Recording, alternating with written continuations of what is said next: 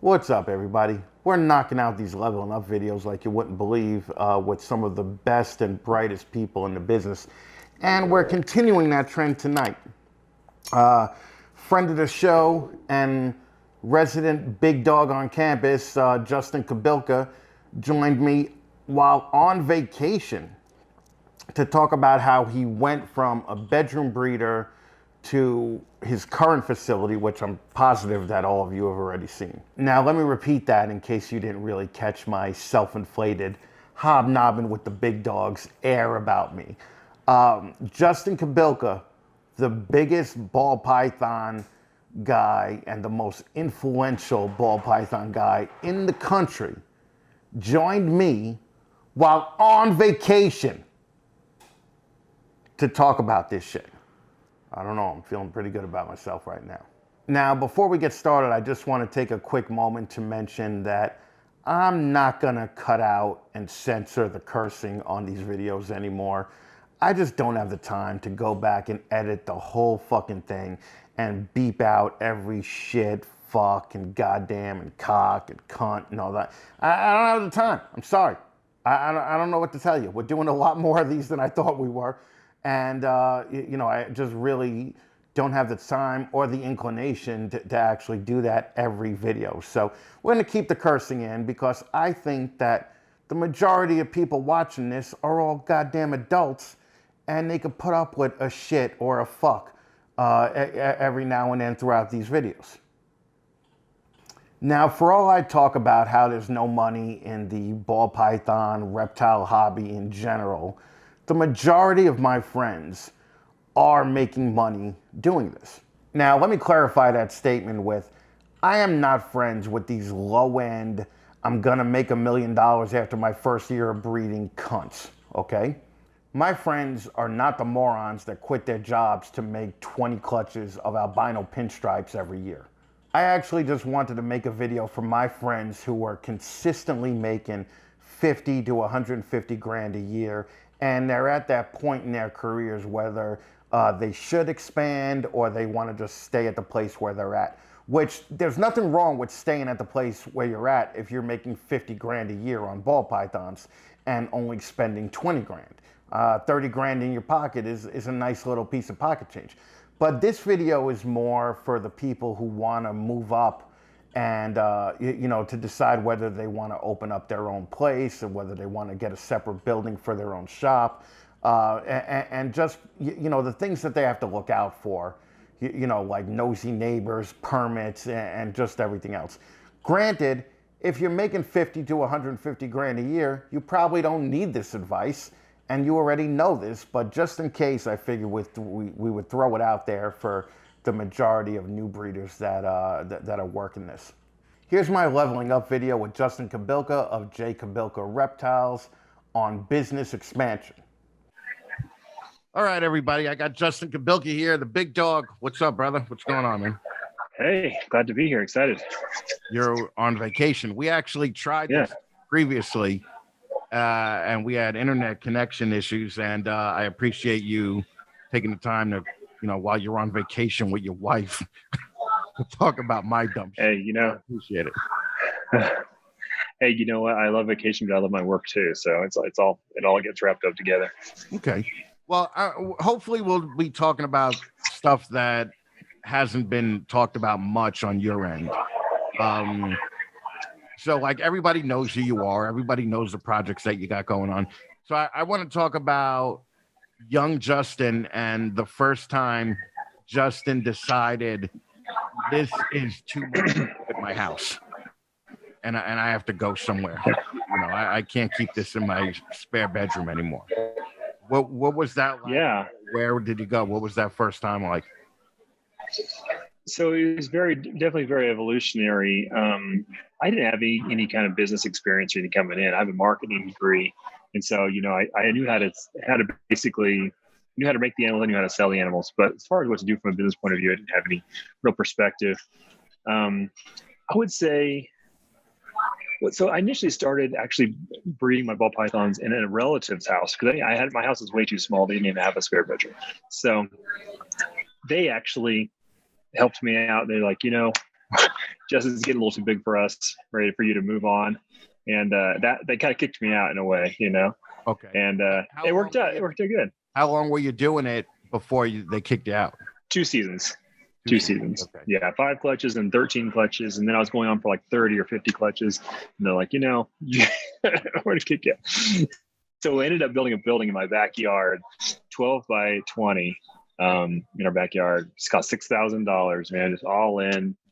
And we've cut a hole in the side of it and stuffed an air conditioner, one of those air conditioners in the side of it. Right. And man, it was really rough, but that got me through like the next 5 or 6 seasons, and we were just producing incredible. Almost all my initial world first were all in a little tiny building in my backyard. Well, was this like a little prefab building from like Home Depot or a shed builder? Yeah, it's a good way to look at it. I had it custom made. Like I didn't buy it from a prefab place. I had someone, home builder come in and literally do it because I wanted it to be much better insulated and everything. Right. I was kind of afraid of those Home Depot buildings for quality stuff, because I knew I was going to put a lot of value into that building. So yeah, I'd come in and they'd double insulated it and just did everything kind of upright. All my early YouTube videos are in there, and I was kind of like doing that whole fake it till you make it thing, right? So we had the racks, one rack behind me. I was so careful not to ever turn the camera so they could see how small the room was, right? I'd be like, I'm gonna do this part of the video in front of this rack, and then I'm gonna turn and pretend like I'm in a completely different room and do one part of the video in front of this rack, right, and then make it look really impressive. But the reality is I could barely walk in that thing with all the racks in it. Did you get freedom breeders right away? No, I built my own for a long time. I did have one freedom breeder, but I had basically all home built racks. Other than that, for a good while, it took a while. Okay. Now, how old were you at this point? 26, 27, somewhere in that range. Yeah. And this was in yours and your wife's backyard. Right. Okay. Right. Our first time. We didn't have any kids yet. We were just having our first kids at that time. And, well, I'm saying because that's the way a lot of people do it now. They'll get like a 12 by 20 or a 12 by 40 shed, and you're seeing that a lot. With people doing it that way. And when did he decide? Okay, this is going to go a little bit further. After 5 or 6 years in that building, things were going really well, as far as the business goes and everything. We make lots of snakes, selling lots of snakes. And I was like, we got to expand. This building is not working. And so we were looking at is it possible to build it bigger in our own backyard? But our property was so tiny. And after a while, we're like, we got to move. My wife is like, we got to move, basically. And she found this one place, and it was just perfect because it already had a 40 by 40 basically building on the property already. And so she found this place, and I remember it was like 6 times as much, cost like 6 times as much as our current house did. So I went into the bank. I'm like, do you think that maybe, and I'm like, I'm a snake breeder. Do you think maybe you can give me a loan? Like, and thankfully I knew the guy who'd given us the loan for our first home. And he's like, just to show me your income. They're like, I don't care if you're a snake breeder. And they're like, yeah, you can do this. You can do this. And so we got the kind of our dream place at the time, and a big 40 by 40 building. And it was already on the property. It was just an empty shed with tractors in it.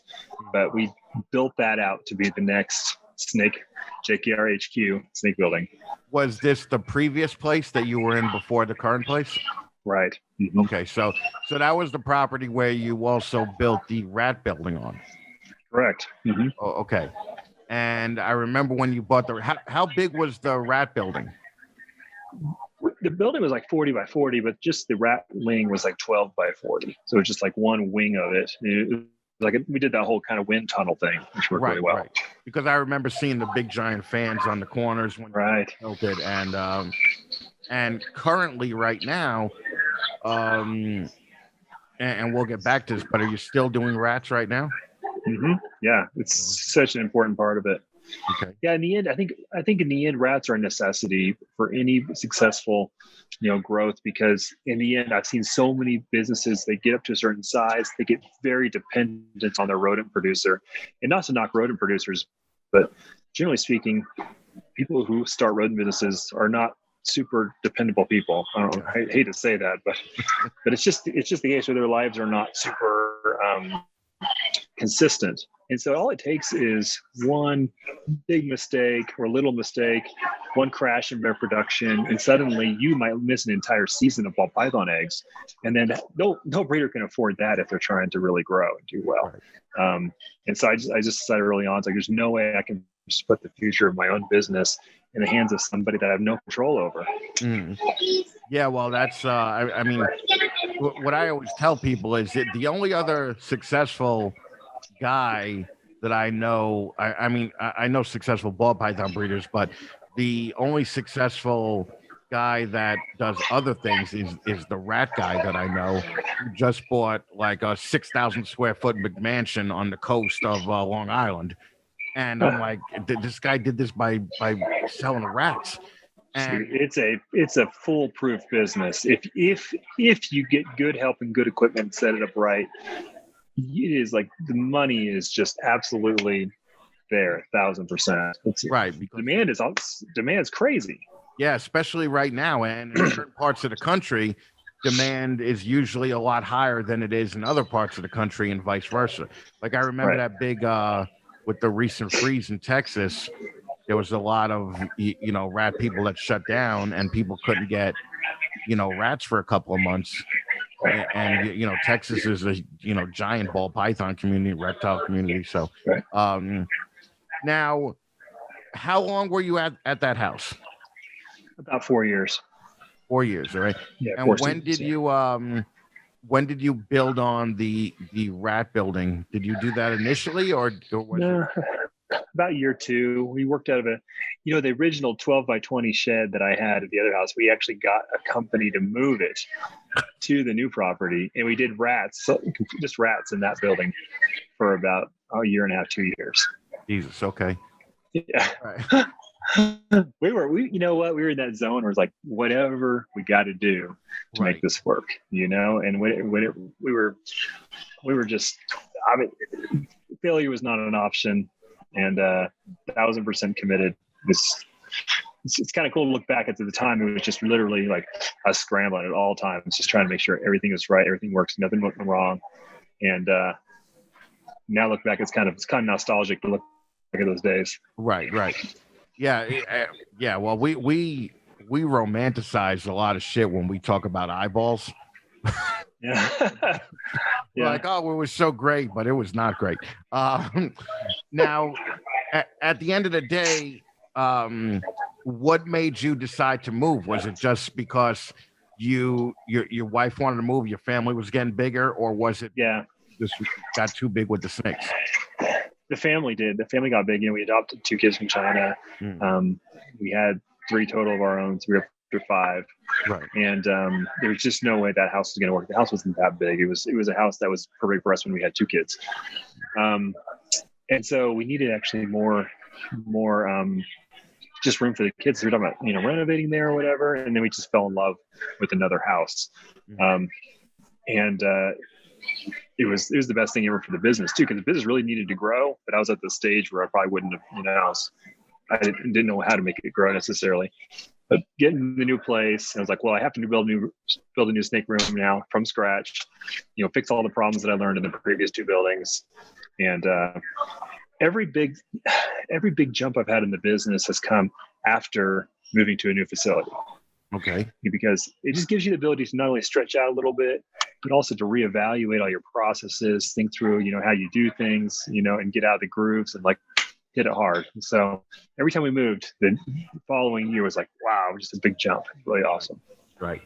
Now, with this current building, what were some of the things? I mean, because this is a huge building that you built. Right.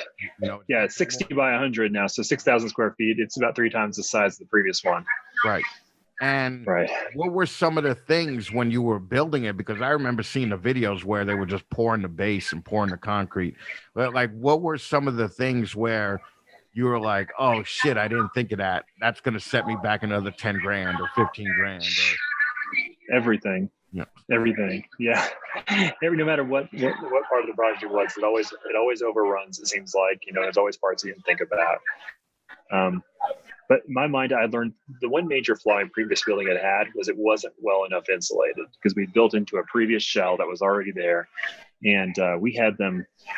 What happened is, and I think a lot of viewers will kind of relate to this, but what happens in these snake buildings is they're so hot and so humid that in the winter, when it's cold and dry outside, the walls will literally leap water down if it's not perfectly well insulated. Like the corners will get all moist, get drips from the ceiling. And that, I think a lot of people experience that, especially if they're doing the backyard shed thing. And I would definitely have that on both my previous 2 facilities. And so when I built this one, I'm like, I want you guys to insulate the metal building.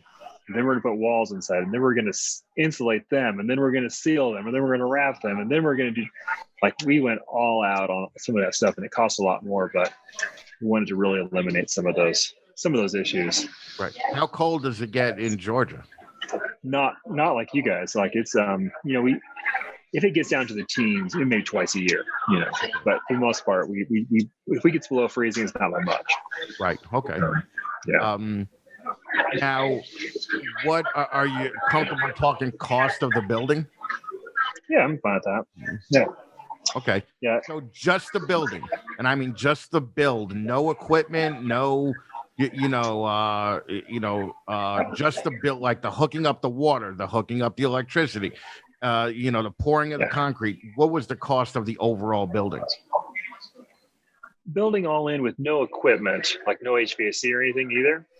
No, you could include HVAC. Okay. Still racks, you're saying. No racks, you're saying. Right, no racks, no anything. Yeah.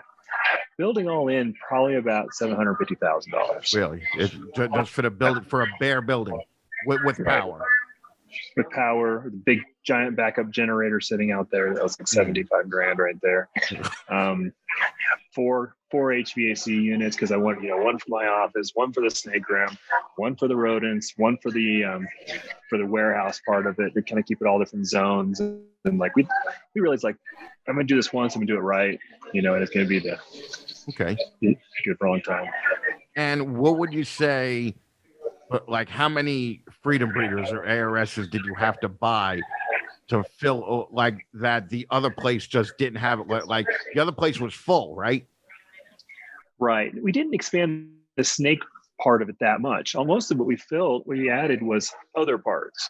The snake room itself probably grew by 30, 40%. Okay. But it was mostly open space. And so we added, I think, probably 4 racks total compared to the old building. So not a lot, but we have a lot now. A lot of you walk around not running into stuff all the time. Right. A lot of extra room. A foot higher on all the ceilings. But the main thing is we added kitchen, for employees and myself to eat lunch. A little place to eat. A nice bathroom, a shower, a whole room for the other animals. The big warehouse space we can just bring in 4 or 5 pallets of Reptile chip at a time, or 4 or 5 pallets of Missouri rat food. A dedicated shipping room, a dedicated photo area, a dedicated area to do YouTube videos. So we had just added all these extra spaces that just makes life just very livable and makes everything kind of flow and a good workflow for employees. Right, and probably get your production up because you're saving so much time not setting up camera place, a space for the YouTube place. Not just that, is also when you set it up right, and I think a lot of business owners can relate to this, but when you set it up right with good systems and it's a nice work environment, the quality of your employees improves dramatically as well. The amount of employees the type of employees you can also get, but also the ones you have, their performance, because they know they're working in a place that is professional, and does it right and it cares. And And suddenly all of those things start to kind of click together and starts becoming a legit business. And how many employees do you have right now? Now we have 4, including myself. Okay, so 3 other full-time employees. okay, and Yeah. do you pay benefits? Are you at that point yet? No, we're not at that point yet. We do pay them really high compared to the median for Right. for our area. we want to keep them, but yeah. I saw you had a new girl who did your social now. Yeah, she's awesome. Summer. Yeah. And then Chase is obviously still there, right? Yep, he's rocking. We have a full-time rodent guy too now. I was going to say you probably have to have at least one full-time rodent guy. And how big is the rodent area in the new place? It's about 50% bigger. It's 12 by 80 now. 12 by 80. So, Jesus Christ. Okay. Yeah, so a lot longer. We got bigger fans. Like, still got that wind tunnel thing. Works great. Right. Bigger fans, and yeah. Jesus Christ. Okay. And how many racks do you have in your place? Like, what's your snake capacity? If everything goes right, and how many snakes could you fit in your building? I actually don't know. I've never done that count. I estimate we have about 1,500 like stock animals, just the ones that we work with, and then those animals every year produce around 1,500 babies. So, and we only have room for about 1,000 babies, but they sell as soon, some of them sell as soon as they have to. We never actually have 1,500 at any given moment. So, okay. So yeah, about 1,500 babies on top of the adults. Right. And what's your clutch yield per year, you think? Or for this year, let's say? Oh, about 225 clutches, 250 at the most. Yeah. And when you obviously have to have some sort of byproduct. I know that people don't think that the great Justin has any byproduct, but you do have to occasionally, spit out a lesser or a normal or a fucking Mojave. We probably get about 5 normals a year after 200 babies. True normals that aren't hatched, or anything. Okay. Yeah, we do get them. And do you do wholesale for those? No. Yeah, we do. I have a couple gentlemen I can call that they do shows and stuff, and they're like, just pretty much just take all that stuff. Right. But lately, I'll tell you, in the last year, a lot of things I used to wholesale now are retail because just the demand has gone up that much through all this. So it used to be like I would sometimes like wholesale like male clowns, or male pieds, just regular male pieds, or three coat on whatever, cheap stuff, and now shoot, you put on more fun, they're gone the next day, at retail. It's like, okay, it's just changed. Everything's changed. That probably makes Chase's job a little bit harder, right? Yeah, a little bit. Is Chase just like packing snakes all day and you being FedEx boxes? There are times of the year where it's definitely like that. Definitely. And so overall, your building, what's a monthly cost on your building? It's a good question. I don't track it super close. I would say around $1,000 in volume power. Okay. It's not terrible. We have relatively inexpensive power. All the water's off a well, and those are really the only two major costs, and they're not bad. Okay. And obviously, the building itself is you're on some kind of 10 or 20 year loan, right? I just paid for it cash. Oh, look at you. I hate loans. Look at you. Yeah. There's no money in ball pythons. Yeah. Yes. Yeah. Well, I think people are learning that there is money in ball pythons because they see your gait.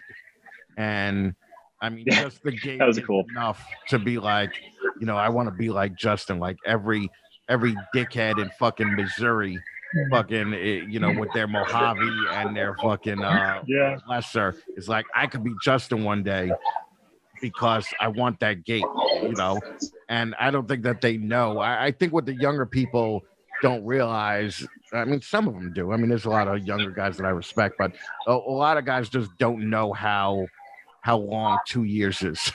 to get a snake up. Right.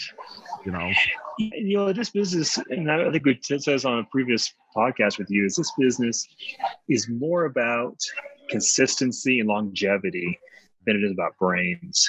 Honestly, if you can do anything, over a long period of time, it's hard to lose ball pythons. The margins are there, but you have to build a collection. You have to get momentum, and few people can really make it past that 5-year mark, which is where usually that profit starts to actually show, and they start to actually feel like they're getting somewhere. A lot of them, they bail out before they get there. If they could just wait to that long, they'd be like, "All right, this is happening," and they have a lot more motivation at that point. But it's what was your first major expensive snake? Was it the Dreamsicle, or was it major? Yeah, no, it was definitely not. I would never got into any of the expensive codoms when they were expensive. That's part of what worked out so well for me. But no, I got into the Dreamsicle was probably one of the biggest ones. That and some of the pied combos. Okay. I was the second to make like the pastel pied, and the second to make the killer pied, and the first to make the yellow belly pied, first to make the fire pied. Initially, pieds was where it's at. The Dreamsicle came right after that. Right. Okay. Approximately. And how much did you spend on your first Dreamsicle? No, I made it. I didn't buy it. Oh, you made it. So okay. Yeah. So literally, I went out and I bought a lavender albino male. An adult lavender albino male is $22,000, I think, approximately back then. Just regular lavender albino male. And I had bought 3 years previous. I bought from Peter Call a baby pied female, and so I had this piece pied and this lavender, and it made such waves that this little. I mean, I was probably 20, maybe 21 at the show buying this. It wasn't even my money; it was my uncle's money. He was investing, right? But I literally went and bought this snake, and like made such waves that Peter Call stopped me at the show, and he's like, "Hey, you're the kid who bought that lavender." And I was like, "Well, Peter Call's talking to me. Can't believe this." All those guys are like, legends to me at the time, and he's like, "You know what? Here's what I want to do, Justin. I've never told this story on public, but here's what I want to do, Justin. I want to take your lavender and I want to take it to my house, and I want to make a whole. I've got tons of pies. I got tons of pies." He's like, "You probably know that." I'm like, "Yeah, I know that. I want to breed it to lots of my pies, and I'm going to give you half the babies, and we're going to make tons of Dreamsicles." Because Ralph at that time had just made the first Dreamsicle, and everybody knew it was going to be the next, super hot thing forever. And so I was like, shoot, Peter Call, whatever you say, I will do, kind of thing. And so we literally sent the mail up to him. And so wait, so you sent the $22,000 mail to Peter Call based on his recognition and his name? Right. Yeah. I mean, and in my mind, I thought, shoot, I have one adult pied female now that I bought from Pete. And so if I can get half of 3 clutches is more than all of 1 clutch, right? Yeah. So I figured, in the end. So I sent it up to him, and, we had a little back and forth there. It didn't go perfectly well, but in the end, he got, it's not been enough years yet to tell that story, but in the end, he got 2 clutches worth of double head Dreamsicles, and I got half of 2 clutches, which is equal to 1 clutch. But anyhow, that's in the end, I got 1 clutch of double head Dreamsicles in the end, and in the end, those double heads ended up producing the first Dreamsicles for me, and which is the second Dreamsicles in the world. Yeah. Okay, gotcha. Yeah, Ralph did the first, right? Correct. Yeah, Ralph did. That out. And then. So that was probably a good money year for you. Even did you sell any of the hets or no? Yeah, I mean that project, more than any project I ever had, that project has definitely been the most valuable to me. Even now, if you add it up at the end of every year, it's got to be very top of the earners for projects, Dreamsicles, because no matter how many you make, there's more people who want them than you can make. Period. And they just sell so easily. And it's not just the Dreamsicles, it's all the ingredients, because a lot of people would rather produce them themselves than buy one. And so, like, we just hatched a clutch of Dreamsicles 2 weeks ago. They all sold within 3 days, just gone. Just that's just how it is on that project for me, and I think for most people find that to be true. And how much was it? Like, how much was Ralph charging for a Dreamsicle back then? 40 grand exactly. 40 grand. Okay. Yeah. 40 grand. And what do you charge for a Dreamsicle today? Two $2,000. approximately. Yeah, it's actually gone up a little bit. They were dipping down into the 1,800 range, and then COVID hit, and now they're back to 2,000, 2,200 for a regular Dreamsicle. Yeah. But I saw a lot of I saw a video about a month ago, maybe, where you had new kinds of Dreamsicles. I don't know if they were yellow belly inchies or, Right. That's the cool thing about this industry, is that the value of a project can come down. If you're doing what you're supposed to do, then you're always keeping steady at least, right? So because Dreamsicles, regular ones are $2,000 each approximately, but of the Dreamsicle I make, probably 1 out of 10 is regular Dreamsicle. Right. I'm making a lot of yellow belly Dreamsicles, which are 3,000, or Dreamsicles, which are 4,000. Inchy ones, which will be 4 or 5. Somewhere in there. So you see how by doing the job right and really pushing the ball forward at all times, you kind of flatten that curve of depreciation, because the project depreciates, but you're always appreciating what you're making. So it equals out. Okay. It's very interesting. I would love to have an economist look at how this all works and explain it in words that are too smart for me to understand. Yeah, no, I got you there. Jesus Christ. Now, you had to think when you were paying for this building, there could be something that happens that totally crashes this whole market. And like COVID. Yeah. Did you think COVID was it or no? Because I know that you people, meaning the ball python people, I mean, business was booming in 2020. It's like 2020 was your favorite year. Right. It definitely was. And 2021 is every bit as busy so far.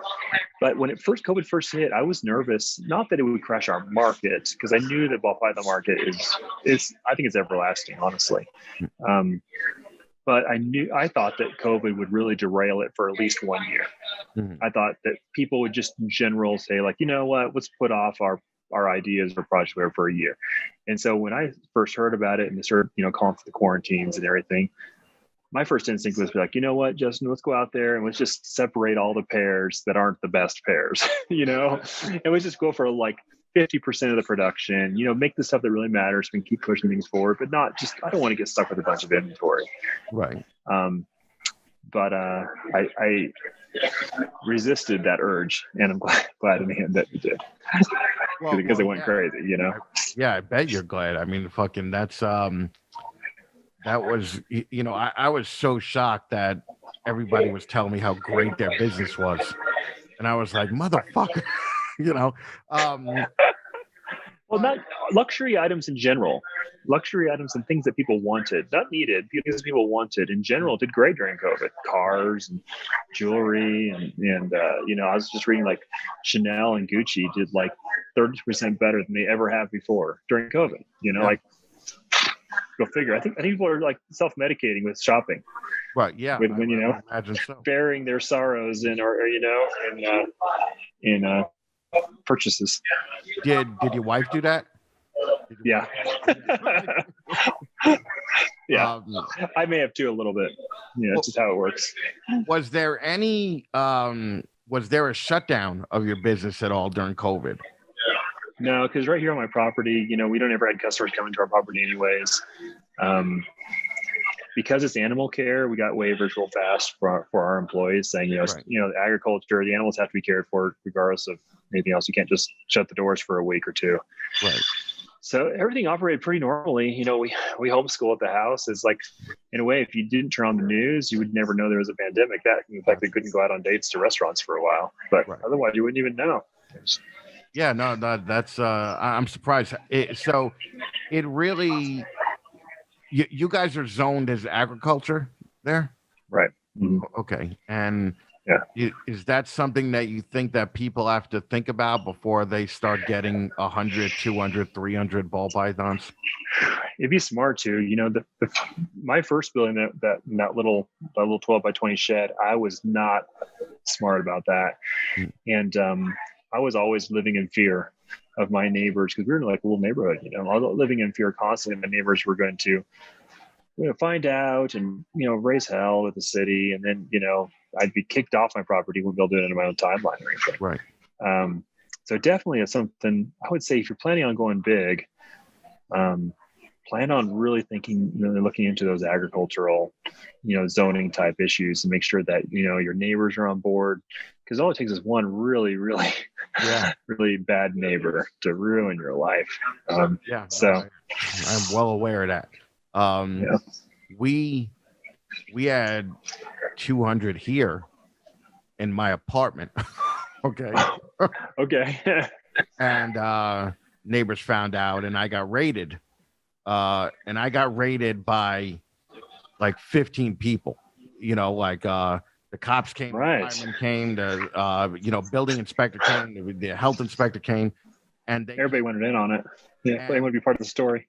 And the cops were the most worried. They were like walking in, like looking all over the place, seeing where the snake is. And luckily, like, I keep the place generally really neat and clean because I'm anal like that, right? So the snakes were in the bedroom, and but the way that we got caught was we were getting rats delivered right on my balcony. Okay, so the rat guy would come and just hurl the rats over my balcony, and there'd be like 7 crates of rats, and somebody saw it, and they told me that they were amazed at how neat it was kept. And by the time they left, the cops were taking pictures with the snakes for their Facebook pages and all this other shit, right? Sure. But they said, look, we can't not see this. So, and so they got me for running a business out of the house, and then they got me for having more than 3 non-venomous reptiles in the house, which is apparently the rule, on the town charter that I'm in. So we had to get a place quick, but they still fined me $1,000 per infraction, right? So I had per animal. No, not per animal, per infraction, like running a business out of the house, having more than 3. But they all came back too. They, once we got a commercial space, just to make sure that everything was gone, So, sure. So yeah, we didn't bother getting anything zoned while it was in my, you gotta think about it, because you gotta think about any major liability in your business, where it could just be, things like producing your own rats is a big deal, right? That's a major liability point. Things like fire and good HVAC, and then of course zoning, bad neighbors. That's all stuff that can just tank your business. Again, it's about longevity.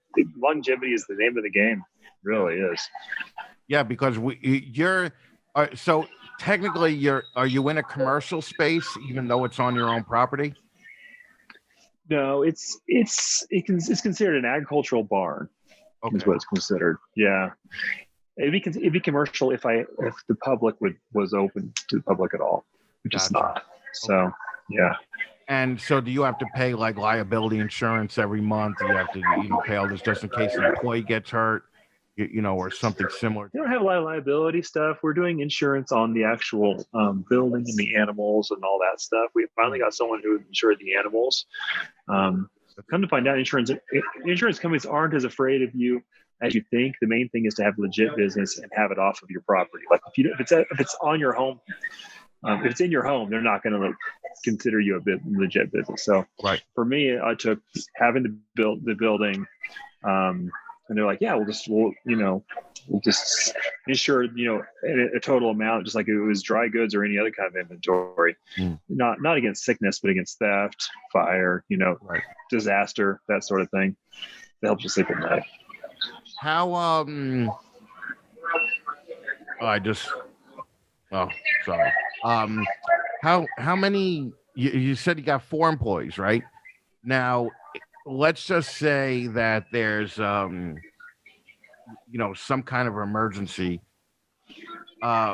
What do you feel like? What's your biggest fear every day of having this at your house, on your property, or is it the perfect thing, or do you recommend, for some people, don't have it on your property and have an actual building somewhere else? That's I thought a lot about that when we built it. The major thing that would lead me to have it off property would be that you're building like a legit. First of all, you own a legit commercial space that if you ever got rid of the snakes or whatever, you can start charging someone else rent. You own an asset at that point. Right. That's not at your house. That's one of the major things. The other thing is that if you ever built a really, really good business and say, I want to sell that business, like, well, it's all based out of a thing at your house, like things like that. Considerations like that are probably the main reasons. We do worry about, of course, security. Us being on the property all the time definitely helps, right. Security type things.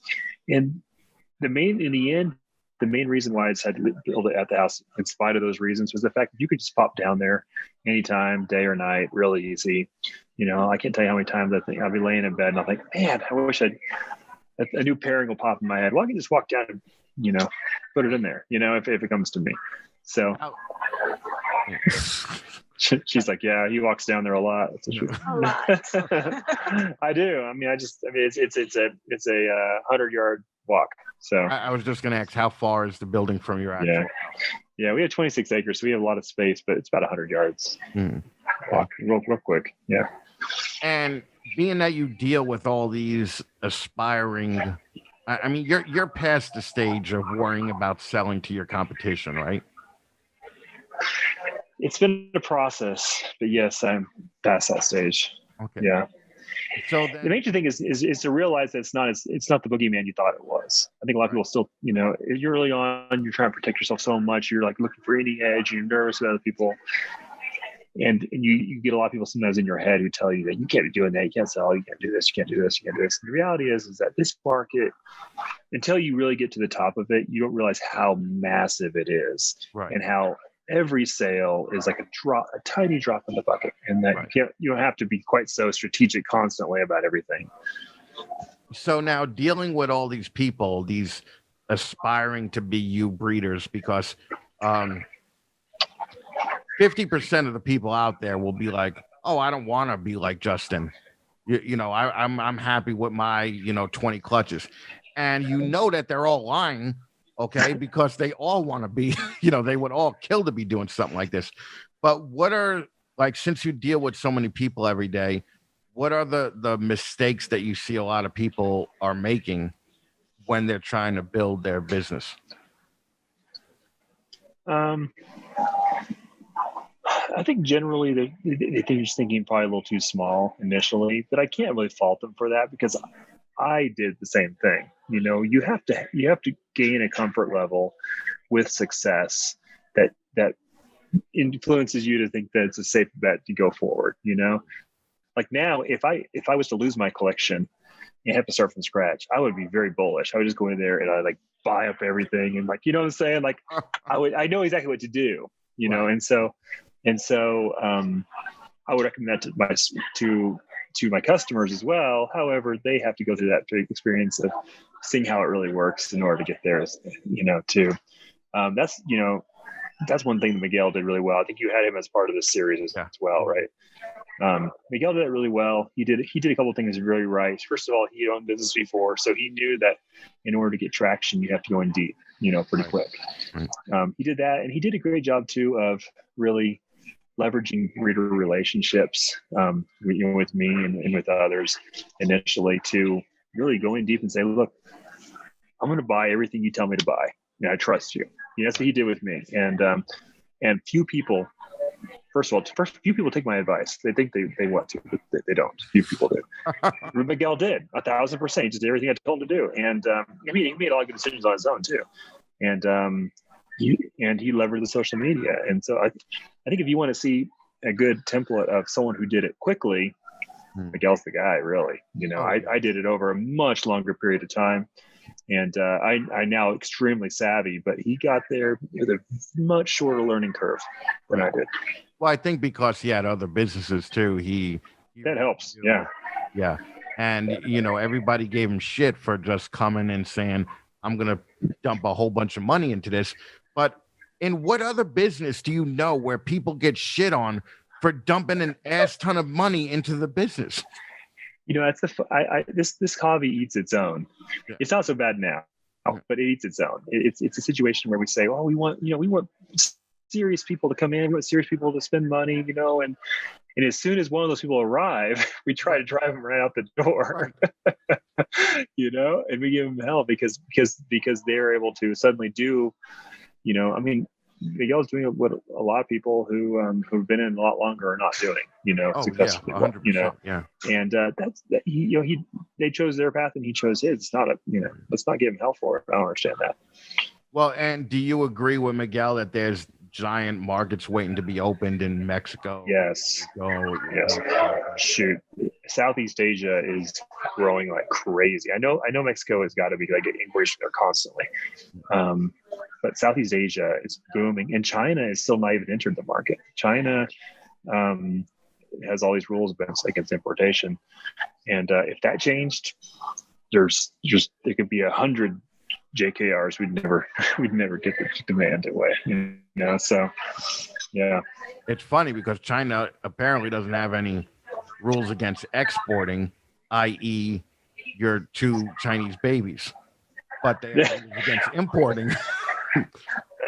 Well, they're not exporting the babies either now. Yeah, currently. Yeah, well, yeah, but still, Chinese babies are the cutest in the world. So I would kill 10 white babies to get 1 Chinese baby. Okay, so it's they agree with that. They agree with that there. Yeah. Now, overall, what would you say is your average selling point? Like how much did your average animal go from before you decided that it was okay to expand the business a little bit? Like you were kind of producing high end from the get-go, right? Right. So what's your average, like let's say in 2000, what was your average sale of an animal versus your average sale of an animal now where you're all comfortable in a giant place? I don't have those numbers, unfortunately. I wish I did. My goal, you have the right instinct, because the goal really is to, just raise the median value, right. Of make better and better stuff, right? That's really the goal, because if you're not doing that, you're producing more volume. All you're doing is producing more and more overhead without producing real income. And more work. Right. I mean, right. You want to do more, make more with the same infrastructure you have, ideally. But I don't know what those figures are. I would say it's in a few $1,000 range, average. But I use all the software and stuff, but I don't have a software that'll spit out that number yet. Right. Okay. And we were talking about this previously before we hit the record button. What do you use to keep track of everything, and has that changed over the years? Customer stuff, I use QuickBooks. I really am on top of customer information. I could, for anybody who's ever bought from me, I know exactly what you purchased. If you ever ask me for an invoice, ask me for it. What day did that baby hatch that you sold me 12 years ago? I can tell you exactly what day it hatched. I have all that information. So QuickBooks is my main thing for that. Other than that, I'm basically tracking inventory with spreadsheets at this point, right. And with Dropbox and folder systems and all that. The current softwares that are on the market are just, in my opinion, they don't fit me in the position and all the stuff I'm trying to do. Right. They're just more work than they are help to me. So you could say with confidence that with 3,000 animals, you could use Excel and everything's fine. Yeah, it's maybe not as good as it could be, but yeah, if you're on top of it, then we were really on top of it. Right. Yeah. But I'm saying somebody with like 50 animals, they can definitely use Excel. Use Excel or use cards, right? Right. Because I don't know, like I don't have many snakes here anymore. I don't have a reason to get any of the software that's used. I could use index cards, and like I'm having 2 clutches this year, and I am so mad that I'm having 2 clutches. Like I'm like, I don't want 15 more fucking snakes in my house. Like, what a pain in the ass this is gonna be, So I don't even think I would use one of those programs to track the 15 snakes that I'm gonna have. Okay, because hopefully I could just put them up. But all your sales that you do on QuickBooks, QuickBooks wasn't really made for reptile sales, but it was made for sales, point of sales in general, right? Right. So I can make invoicing systems, right? So every sale I make has an invoice, and the invoice includes the exact animals that were sold, ID numbers, that's the key part, and pricing and everything. We can track payments to them and everything. The invoice goes out with it, with the snake in the end. But that's why we have essentially spreadsheets that follow every single ID of every single snake I've ever had. Right. It's either marked available, held back, sold, etc. So essentially we keep it, and all you have to do is at any point type in there the ID number, find that snake, where it went, what is, if we have it, or what's up to, that sort of thing. Gotcha. So yeah. And what do you think of this thing going on with PayPal right now? I don't know what to think. All I know is what I see on Facebook. So far, they've not targeted me, and I don't know if they just. I haven't gotten to the K's yet. Maybe on the list. I don't know on the Kobylkas. Maybe it may be just a matter of time, or maybe I honestly don't know. I think in the end, I'm nervous about it, but I think in the end, like, legit businesses will always find a way to get paid. And in the end, the customers want the animals bad enough, they would, saw off their hand to give it to you, for the snakes, if they need to pay that way, So the reality is that whether we'll take Venmo or Dogecoin or whatever, right. In the end, they'll just keep switching around, and they can't shut, in the end, we may go crypto in the end in our industry, just because of the animal rights people that shut down all these other avenues. Yeah, and the non-regulation, right? So, I remember hearing stories about like people buying $15,000 animals and FedExing the guy cash in a magazine. So that's happened. I've gotten that. Yeah, go back to that. But I would hear those stories and I'd be like, oh, that just doesn't seem right. Because well, hey, if we trust the snakes to make it, then we should trust FedEx to get the cash here too. Huh? Yeah, but I just shipped shit to Texas and it was 2 days late. So yeah, and that's not even not even live animals. But right. Now, are you went to Arlington this year, right? Mm-hmm. And did you go with animals for sale, or did you go with just holdbacks? Mostly holdbacks. At this point, the market, like we're talking about, is so hot right now that there's almost none to take to shows. As soon as they go on Morph Market, I think I have like 40 animals, 30 something animals actually right now on Morph Market. Pretty much as soon as I put them up, they're selling, And so even like for Schaumburg here, which is happening this month, we're recording this in June, right? It's happening in June. I don't know that I'm going to have more than 5 or 6 animals to actually bring that are babies that are available, because as soon as I put them on Morph Market, they're gone. Right. So maybe we'll show up with holdbacks again. I'm fine with that. That's how we used to do shows anyways, is just bring holdbacks. It's a good way to just network with people. Right. But don't you get a little nervous about just bringing the animal to show off on a 15-hour drive or an 18-hour drive both ways? To an extent, I usually won't bring something that's really critical, my breeding season or whatever. I won't bring anything like that. But I try to bring nice stuff to show, and I find the animals bounce back. And it's not like I'm not a show warrior, who's like literally driving from show to show like some of these guys. I'll do on average 3 to 4 shows a year, and snakes tolerate that pretty well. In fact, if I ever have a snake that's not eating, sometimes the trick is to take it to a show. That'll fix that problem. Right. Okay. All right, and you're on vacation currently, right? So how much are you missing work right now, and how much are you not missing work right now? I'm kind of missing it right now. I've had a great time, but usually, like for me, there's 3 or 4 days into a break, and I start feeling like, okay, I got my energy, I'm ready, to hit it again. I love the snakes. I love the work. I love everything. I love seeing the babies and everything comes along with that. So it's time. We're flying back tomorrow. So. Oh, you are flying back tomorrow. Okay. Yeah. We've had 5 days. It's good. It's a good sized break for me. Right. And who takes care of your 36 kids when are any of them old enough to just watch the other kids? Maybe barely, but no, our oldest is 13 now. So we have a mom come in. Right. Yeah. Definitely. Yeah. Now, do you see, I mean, I'm looking at you and you look fucking 28 years old, right? But I know that you're older than that, right? So when do you see yourself stopping this? And is there a end game with this? That's a great question. I'm almost 40, turned 40 this summer. So honestly, I love it. I don't ever want to I would never, I don't think consider dissolving the business or anything like that. First of all, it's my income, and it's great. Right. For that reason alone, I wouldn't. But I have been thinking a lot about just whether I can find someone else who can feed the snakes for me, and do some of the things I do, and just because there's a lot, Do you still Justin Kobylka feeds his own snakes every day?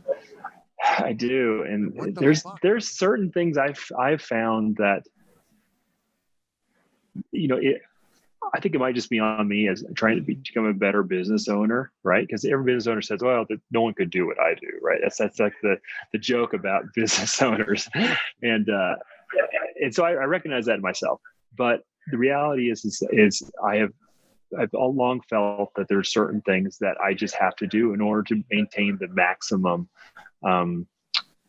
level of performance in the business. And for me is I have to breed the snakes. First of all, I have to everything that's in his head is telling me which directions to go and what works and what doesn't work and where the future will be, where it won't be. That's all in my head. I can't trust an employee to just come out of the blue and have that level of knowledge. But in order to breed them well, so much of the breeding process is knowing their feeding cycles, and sometimes they'll be going on oh, that girl hit. Okay, well, that girl hit that meal today. So that probably means that, I should probably pair her next week. Or that girl has skipped 3 weeks in a row now. So she's either gravid or she's, given up and she's not doing anything. So I'm constantly, I found the feeding part dives so much into the breeding that I can't give that up, in order to do a good job. So, it all networks together in such a way, and I still do the majority of the sales, inquiries and everything like that, the vast majority of them, because, if I trusted an employee to do that, and I do trust Summer actually answers a lot of those inquiries if they're really straightforward. But if someone says, "Hey, Justin, do you have this?" An employee would say, "Check inventory." "No, we don't have that."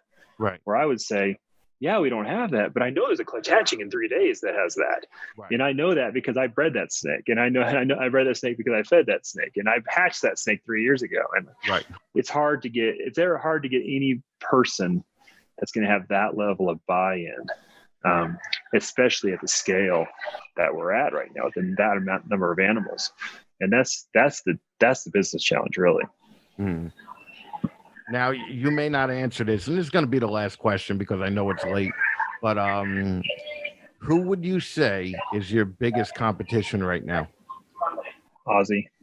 Okay. Yeah, for sure. Yeah, Ozzy's putting out some awesome shit. Dude, I mean, this time of year, every year, this time of year, between April and July, Ozzy puts me to shame every time. And because my stuff doesn't really start hatching much until August, September, October. That's when my real firepower usually kicks in.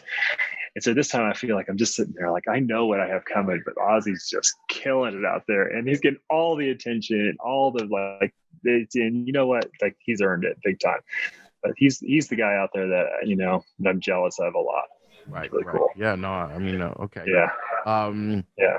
Now we had Will Banks on recently, and he said he was producing 3,000 clutches a year. That's crazy. Insane. I can't. Yeah. I can't even imagine, because that would be average six eggs per clutch, right? Mm-hmm. So you're looking at 18,000 babies per year. I can't even wrap my mind around that. Yeah. But that tells, just that right there should tell your audience how big this market is. Right. The fact that someone can be doing that, and he's not the only one doing that. I mean, I don't know. That may be the biggest production of anybody, but there are others big ones out there. Right. None of those are tanking the market. None of those are even really satisfying the demand. Right. You still hear about, like Petco or PetSmart. They'd love to order, 8,000 pies a year. They would love to. Right. They can't. No one will make them. This market is so much more massive, and people are all nervous. Like, well, what if I make 4 of those? Do you think I'll be able to sell them? Like, yes, you'll be able to sell them. You can make 400 of them, and you'd be able to sell them. Don't even. This is not. Right. It's hard to know until you've gotten up into the to see the amount of demand that's out there. But it's there. That's okay. Cool. That's a cool thing. All right. Well, I'm gonna call it a night because it's 12:30 here, and I assume it's 9:30 out by you. Let's just spend some time with your wife. But thank you, dude. Thank you for coming out and doing this, man. Had fun. Thank you for doing it twice. So we tried to do it before. Yeah. Yeah. That one was rough. But okay, cool. Well, let's this is gonna come out probably July 10th, maybe. Awesome. I'm going to Conroe this week. Then I'm going to Virginia the following week. So it's probably going to be out a little bit, probably early July, mid-July. So I'll let you know when it comes out. And that's it, man. Thank you again. Sweet. Awesome, man. Good chat with you. You too, my friend. I will talk to you soon. All right. See ya. All right, man. Bye. Guys, thanks for sticking around for the whole thing and watching this video till the end. I totally appreciate it. Justin and I had a great time doing it, and I hope you guys had a great time watching it and hopefully learned something. Also, please remember that we drop Snakes and a Fat Man podcast on the 1st and the 15th of every month. We're back continuing the open Zoom calls for reptile keepers, and the next one of those is going to be on July 11th at 8 p.m. It's going to be Sunday, July 11th at 8 p.m. Sorry about that. And if you guys don't have the link yet, DM me on either Instagram or Facebook, and I will get you guys the link, and I hope to see you guys there. And finally, if you're in a position to help the channel grow, please visit our Patreon page and become a member. It's under Snakes and the Fat Man. So I think it's patreon.com/Snakes and the Fat Man. And there you'll get exclusive video, exclusive offers on merchandise for future guests and past guests. And also we do some cool little extra videos every month, whether they're discussions with Donato and I, whether it's my Shitting On series where I talk about genes that I hate. Either way, it's a fun time, and I think it's definitely worth the price of admission. Again, that's patreon.com/Snakes and the Fat Man. Please like, share, and subscribe on all of our socials on Instagram, YouTube, Facebook, and all those other fun things. And if you can, I'd appreciate it if you shared this video and liked this video and mention down in the comments what you're currently doing as far as your expansion goes. I'd love to check it out and read what you guys are doing, because I'm certainly not doing it here. Got to be honest with you. I hate this shit. Thanks again, guys, and we'll see you next time, where I'm going to have JT Tomlinson on, talking about how you have to persevere in this business regardless of things that happen that are out of control that could possibly ruin your business. So I'm looking forward to that, and I know JT is also. So we'll see you next time, guys. Take it easy.